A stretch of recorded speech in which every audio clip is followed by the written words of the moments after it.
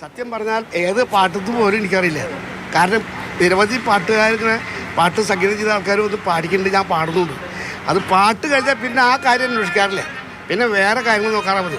അപ്പം അങ്ങനെയുള്ളൊരു സ്ഥിതി ആയതുകൊണ്ട് എനിക്ക് ഏതാ പാട്ടത്ത് പോലും എനിക്കറിയില്ല, ഏത് സിനിമയെന്നും അറിയില്ല. ഇതാണ് ഈ സ്ക്രോള് വരുമ്പോൾ ഉണ്ടാവും പ്രണയം തുടരുന്നു. എന്നിപ്പോൾ എൻ്റെ മകൾ വിളിച്ചു പറഞ്ഞു, എന്തായാലും സന്തോഷം, കുറേ കാലമായിട്ട് ആഗ്രഹിച്ചിരുന്നിട്ട് ഇപ്പോഴെങ്കിലും സാധിച്ചു, ഇങ്ങനൊരു പുരസ്കാരം കിട്ടിയെന്നുള്ളത് സന്തോഷമുണ്ടോ. ഈ സംഗീത സംവിധായകൻ എന്നുള്ള രീതിക്ക് മലയാളികളുടെ മനസ്സിൽ വലിയ സ്ഥാനമുള്ള ഒരാളാണ്, പക്ഷെ ഗായകൻ എന്നൊരു അവാർഡാണ് കിട്ടിയിരിക്കുന്നത്. അല്ല അത് എന്തൊക്കെയാണ് ജനങ്ങൾ തീരുമാനിക്കാൻ നമുക്കറിയില്ലോ.